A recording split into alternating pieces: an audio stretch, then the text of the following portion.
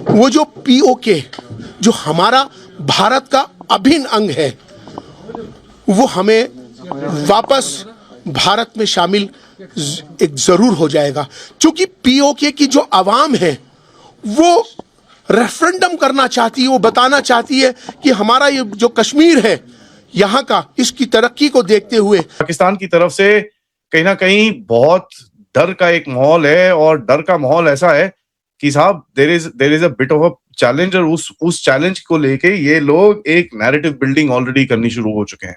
मोदी जी अप्रैल में कुछ बड़ा करने वाले हैं, ये आप सबको मालूम है। ऑलरेडी मैंने डॉट्स को आपके सामने रख दिया था कल परसों। अब पाकिस्तान को भी पता लग गया है कि मोदी जी कोई बहुत बड़ा वॉर वो पाकिस्तान के साथ करने वाले हैं, और एक शेड वॉर ऑलरेडी शुरू हो चुका है पाकिस्तान के अंदर। टारगेट्स को मार्क कर लिया गया है कि किस किस को उड़ाना है, और जो हंटर्स हैं हमारे अननोन गनमैन है वो उन्होंने अपना काम करना भी शुरू कर दिया। तो पाकिस्तान का कीमा बन गया। पाकिस्तान का कीमा यूं बन गया कि भाई पाकिस्तान को ईरान ने साफ कह दिया कि भाई हमें इनके ऊपर भरोसा नहीं है, किसी भी बातचीत में भाग नहीं लेंगे। और साथ में हिजबुल्लाह ने और ईरान के और साथियों ने और ईरान में ही कई लोगों ने कहा कि भाई ट्रस्ट तो हमें इंडिया पर है। इंडिया ने कहा जो पीओके के अंदर जो हमारा है वो पीओके के लोग चाहते हैं कि वापस अपने भारत में वापस शामिल हो जाएं। उनकी घर वापसी इंशाअल्लाह बहुत जल्द होगी। पाकिस्तानी आर्मी और आईएसआई की तरफ से एक गो हेड मिला है एंटी इंडिया टेरर ग्रुप्स को। जैशे मोहम्मद की तो खैर हालत खराब है, उसके तो अभी वो भाई का जनाजा चल रहा है, बट लश्कर तैयबा, आईएसआईएस और उसके जो रिलेटेड ग्रुप्स हैं उनको गो हेड मिल चुका है to carry out an attack on Bharat. ये चीज बड़े ध्यान से सुनिएगा, इनको गो हेड ऑलरेडी मिल चुका है। तभी उस वजह से ये जो फॉल्स फ्लैग का एक पूरा नैरेटिव बना के बैठे हुए हैं। जय हिंद दोस्तों, भारत में एक मुस्लिम स्कॉलर साहब है।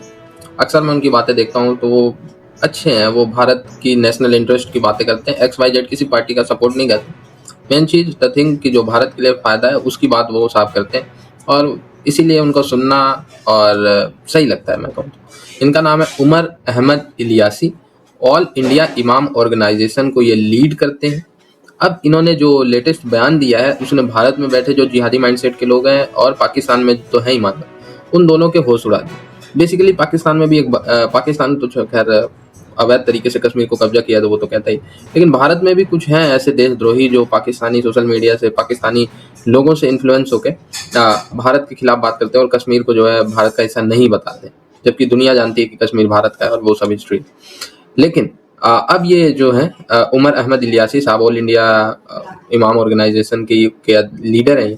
इन्होंने कहा है कि पीओके को वो बहुत क्लोजली ऑब्जर्व कर रहे हैं, उनकी डेवलपमेंट को देख रहे हैं। वहाँ पे पीस नहीं है, वहाँ पे लोगों के अंदर एकजुटता है कि वो Indian territory Jammu and Kashmir के हिस्से में है और उसका वो पार्ट बनना चाहते हैं। अगर आज भी रेफरेंडम की करा दिया जाए तो अकॉर्डिंग टू इमाम साहब कि मोर देन 80-90% जो पॉपुलेशन है वो जो है चाहती है कि वो भारत से मिल जाए।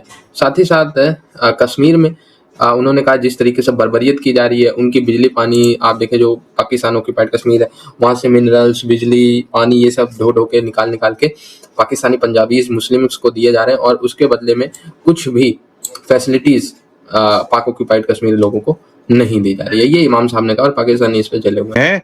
This is something that they are doing just so that they can कहीं ना कहीं बता सकते हैं कि देखिए साहब, मतलब अभी देखो कुछ भी हो सकता है, इंडिया हमारे ऊपर फॉल्स फ्लैग ऑपरेशन कर देगा, तो इनकी मीडिया के ऊपर, this is not just social media accounts, इनकी मीडिया के ऊपर एंड हर जगह ये एक नैरेटिव चल रहा है। तो इट वेरी क्लियरली शोज कि पाकिस्तान का एक इंटेंट है भारत के ऊपर कुछ करने का, और उसके बाद इस पूरे रीजन को दोबारा से फोकस में लाने का। क्योंकि देखिए ये आसिम मुनीर के पास ऑप्शंस तो ऑब्वियसली बहुत कम है as to keep control of the country. आप देखिए इस टाइम में जिस जगह पे ये लोग बैठे हुए हैं, दे आर, एंड मैं ये काफी टाइम से बोल रहा हूँ, they are living day to day. एक दिन के बाद एक दिन का ये लोग अपनी सर्वाइवल की प्लानिंग कर रहे हैं आजकल। इन्होंने कोशिश बड़ी करी ट्रंप के पास एकदम चाटुकारिता करके कि भैया हम जाके ट्रंप से पूरा फेवर ले लें। उसके लिए उन्होंने $6 लाख, $8 लाख की बड़ी बड़ी एजेंसियां हायर करी। वो एजेंसियों ने जो पूरे ट्रंप को जाके पूरी तरह से एक जो स्टेटमेंट दिया कि हम यही एक आपके लिए करेंगे, उसके अंदर था अफगानिस्तान के अंदर आपको हम आपके वेपन्स रिट्रीव करने की कोशिश करके देंगे। छुपे छुपे तो बोल के आए कि कहीं ना कहीं बगराम भी आपको लेके देंगे।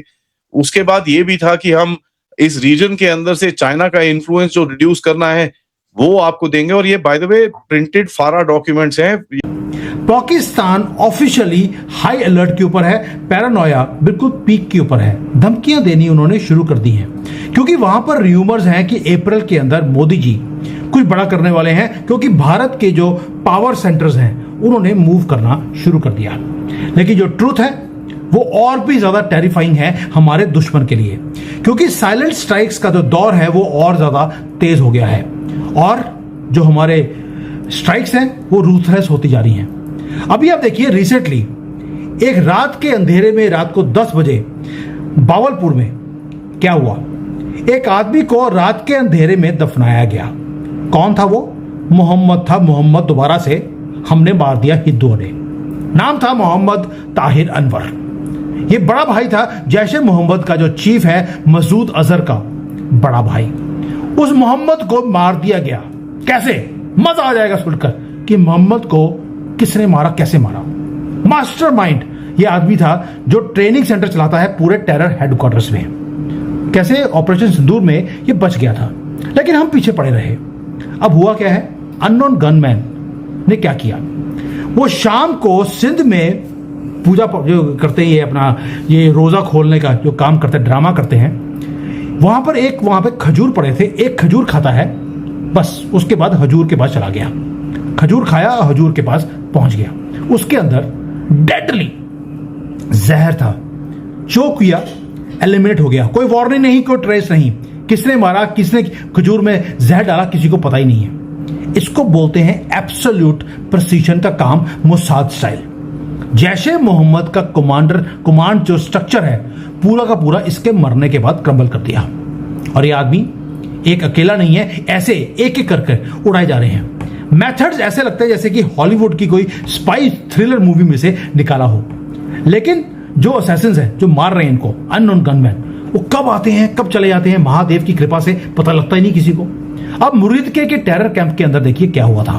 मैं कुछ हिस्से दिखाता हूं, आपको मजा आ जाएगा कि यार अननोन गनमैन काम करते कैसे हैं। ये मुरीदके जो टेरर कैंप है वो सिक्योर फोर्ट्रेस है, वहां पे कोई आ नहीं सकता। शाम के टाइम पर एक पति पत्नी वहां पे आते हैं मस्जिद के अंदर, गंदी सी मस्जिद थी, वहां पे वो आते हैं कि हम यहां पर शाम की नमाज पढ़ने के लिए आए हैं। जो टेरर का कमांडर था उसके पास अप्रोच होते हैं दोनों लोग, और जो आदमी है वो अंदर से गन निकालता है, बिल्कुल माथे पे गोली मारता है पॉइंट ब्लैंक के ऊपर। जो कमांडर था टेरर का वो वहीं पे गिरता है, लेकिन लेडी वो वहीं पे रुकती नहीं है, वो अंदर से चाकू निकालती है